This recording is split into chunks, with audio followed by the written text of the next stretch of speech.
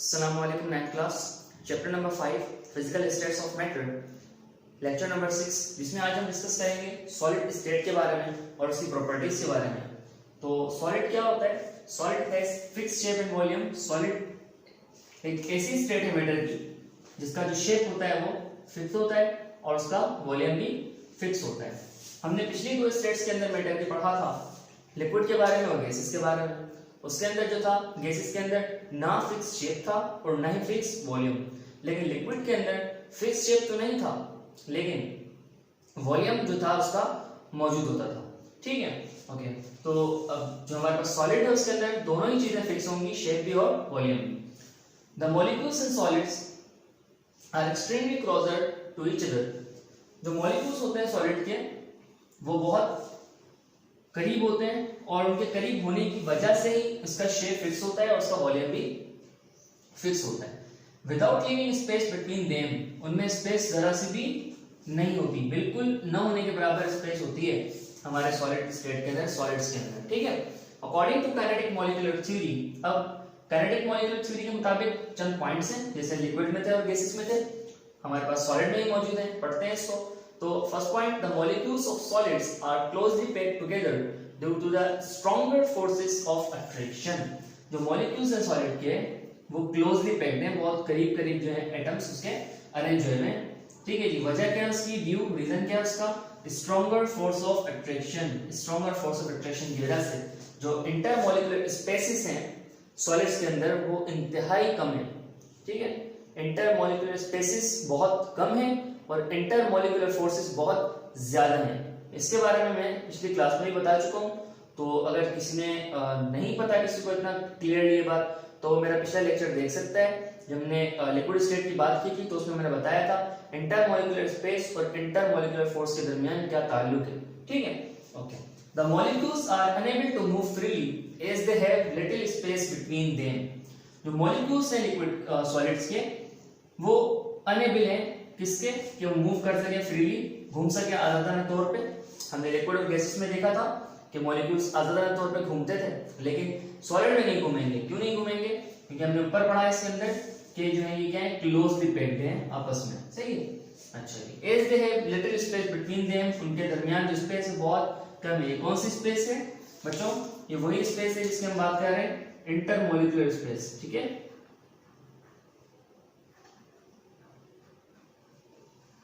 okay, so next point, the molecules can vibrate and rotate. क्या होगा कि the molecules can vibrate and rotate in their fixed position. जो molecules हैं solid के वो vibrate हो सकते हैं, ठीक है जी, और घूम सकते हैं, रोटेट हो सकते हैं, ठीक है जी, अपनी फिक्स पोजीशन के अंदर रहते हुए। ठीक है, सिर्फ वाइब्रेशन होगी और रोटेशन होगी एटम्स की with in the fix shape के अंदर। सही है।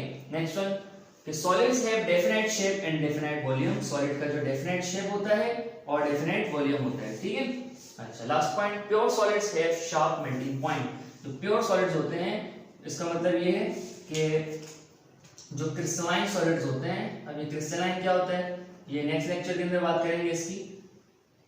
क्रिस्टलाइन और एमॉर्फस सॉलिड की टाइप्स होती है सॉलिड में। तो प्योर सॉलिड जो होते हैं हमारे पास, उनके पास जो उनका जो मेल्टिंग पॉइंट होता है बहुत शार्प होता है, एग्जैक्ट मेल्टिंग पॉइंट्स होते हैं। इसकी एक एग्जांपल मैं आपको दे देता हूं। जैसे हमारा जो नमक है NaCl, वो एक प्योर सॉलिड है।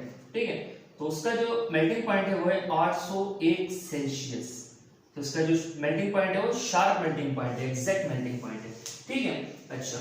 जो हमारे सॉलिड्स होते हैं ना, सॉलिड्स ये रिजिड भी होते हैं। रिजिड का मतलब एग्जैक्ट जो होती है, अरेंजमेंट होती है एटम्स की, फिक्स वॉल्यूम में ऊपर पड़ा, फिक्स शेप भी है इनका। ठीक है, अब इसकी प्रॉपर्टीज पढ़ते हैं on the basis of KMT. ठीक है, ओके। तो अब प्रॉपर्टीज ऑफ सॉलिड्स पढ़ते हैं। सो अकॉर्डिंग टू केएमटी की बुनियाद पर कुछ प्रॉपर्टीज हैं सॉलिड्स की, जैसे कि melting point, rigidity and density. Start करते हैं मेल्टिंग पॉइंट से। कि melting point the temperature at कुछ ऐसा दर्जा हरारत जिस पर a solid start melting and coexist in equilibrium with liquid state।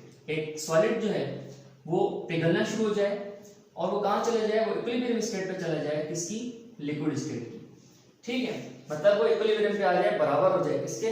Liquid के। एक सॉलिड किसी मखसूस टेम्परेचर पे जब लिक्विड के बराबर हो जाता है, इक्विलिब्रियम पोजीशन पे आ जाता है लिक्विड की, तो उसे हम क्या कहते हैं, मेल्टिंग पॉइंट कहते हैं, पिघलना कहते हैं चीज का, ठीक है। व्हेन टेम्परेचर इज राइज, अच्छा होता क्यों है ऐसा, तो रीजन इसका इस पॉइंट में है कि when temperature is raised the kinetic energy of molecules increases, जब टेम्परेचर बढ़ाया जाता है तो जो काइनेटिक एनर्जी होती है मॉलिक्यूल्स की वो बढ़ जाती है। काइनेटिक एनर्जी का मतलब ये होता है कि मोशन, मूवमेंट ऑफ पार्टिकल्स, ठीक है, फिजिक्स में ही पढ़ते हैं इसको, motion of body kinetic energy कहलाता है। कोई भी ऑब्जेक्ट अगर मोशन में है, चल रहा है, रनिंग में है, तो उसमें काइनेटिक एनर्जी मौजूद होती है। तो एटम्स के अंदर भी, मॉलिक्यूल्स के अंदर भी काइनेटिक एनर्जी इंक्रीज की जा सकती है बाय इंक्रीजिंग द टेम्परेचर, ठीक है, okay. So due to this molecules have leave their fixed position and become mobile. जब टेम्परेचर बढ़ता है तो काइनेटिक एनर्जी बढ़ जाती है, और जब काइनेटिक एनर्जी बढ़ जाती है तो इसकी वजह से होता क्या है कि मॉलिक्यूल्स अपने फिक्स पोजीशंस को लीव कर देते हैं, छोड़ देते हैं और मोबाइल बन जाते हैं। मोबाइल का मतलब हमने पढ़ा था, मतलब वो फ्री टू मूव हो जाते हैं, वो घूमते फिरते रहते हैं, ठीक है। और जब वो घूमते फिरते रहते हैं तो उनके अंदर इंटरमॉलिक्यूलर स्पेसेस जो है वो बहुत ज्यादा हो जाती हैं, और जब इंटरमॉलिक्यूलर स्पेस ज्यादा हो जाती है तो वो लिक्विड बन जाता है। सही, फैक्टर्स इसके क्या है, intermolecular force is directly proportional to melting point, मतलब जितनी ज्यादा इंटरमॉलिक्यूलर फोर्स होगी आपके सॉलिड की, उतना ही ज्यादा मेल्टिंग पॉइंट होगा उसका, उतनी ही देर से वो पिघलेगा। सोडियम क्लोराइड की मिसाल लेते हैं। सोडियम क्लोराइड जो है आपका, वो एक स्ट्रॉन्ग क्रिस्टल है, वो एक स्ट्रॉन्ग सॉलिड है, उसके अंदर इंटरमॉलिक्यूलर स्पेस जो है वो बहुत कम है और इंटरमॉलिक्यूलर फोर्सेस बहुत ज्यादा है। इंटरमॉलिक्यूलर स्पेस कम होने की वजह से और इंटरमॉलिक्यूलर फोर्स ज्यादा होने की वजह से जो सोडियम क्लोराइड का क्रिस्टल है उसका मेल्टिंग पॉइंट जो है वो तकरीबन 801 सेल्सियस, जो मैं आपको पहले बताया था, ठीक है। उसकी जो है अपोजिट देखें इसका, चॉकलेट, ठीक है। चॉकलेट की मिसाल लेते हैं। चॉकलेट के अंदर जो है इंटरमॉलिक्यूलर स्पेस भी थोड़ी सी ज्यादा है, इंटरमॉलिक्यूलर फोर्स जो है वो थोड़ी कम है, तो इस वजह से हो क्या रहा है, चॉकलेट का जो मेल्टिंग पॉइंट है वो है 36 सेल्सियस, 36 डिग्री सेल्सियस के ऊपर चॉकलेट जो है वो पिघलना शुरू कर देगी। इस तरह और भी सॉलिड्स का जो है वो मेंशन है बुक के अंदर मेल्टिंग पॉइंट, तो वो आप देख लीजिएगा टेबल के अंदर, मैंने यहाँ मेंशन नहीं किया, ठीक है। अच्छा, नेक्स्ट है रिजिडिटी। रिजिडिटी का मतलब होता है किसी भी चीज की ये काबिलियत कि वो मूवमेंट कर सके, घूम फिर सके, ठीक है। The ability of movement of particles is known as rigidity. So the molecular arrangement in solid is tightly packed. जो मॉलिक्यूलर अरेंजमेंट होती है मॉलिक्यूल उसकी, आपके सॉलिड्स की, उसके अंदर जो मॉलिक्यूल्स होते हैं वो क्या होते हैं, अरेंज होते हैं। कैसे अरेंज होते हैं, टाइटली पैक्ड होते हैं, बहुत मजबूती से जो है वो जकड़े हुए होते हैं।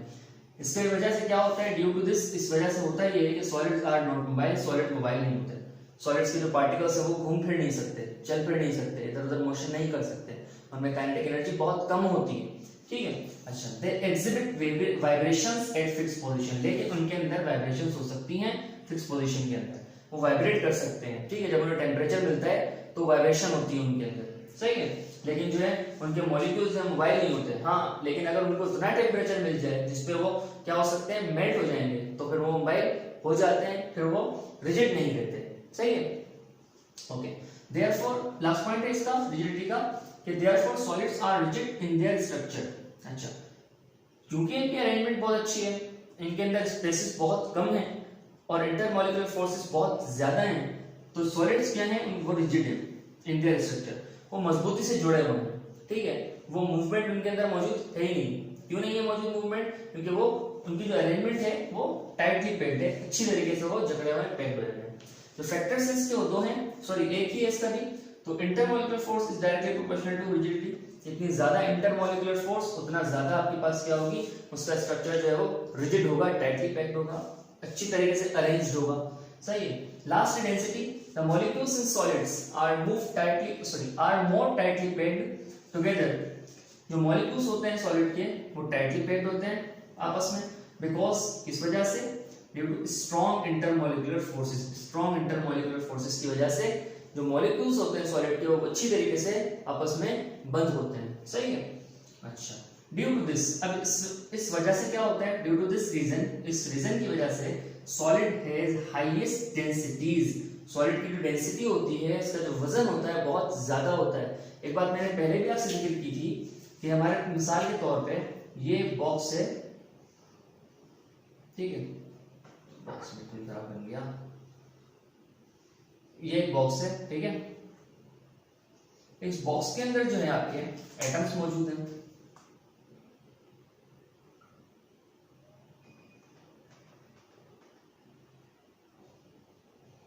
अगर एटम्स जो है वो बहुत करीब करीब है, एटम्स जो है उनकी अरेंजमेंट बहुत अच्छी तरीके से हुई हुई है, उनकी मॉलिक्यूलर अरेंजमेंट, तो क्या होगा, उसका वजन ज्यादा होगा।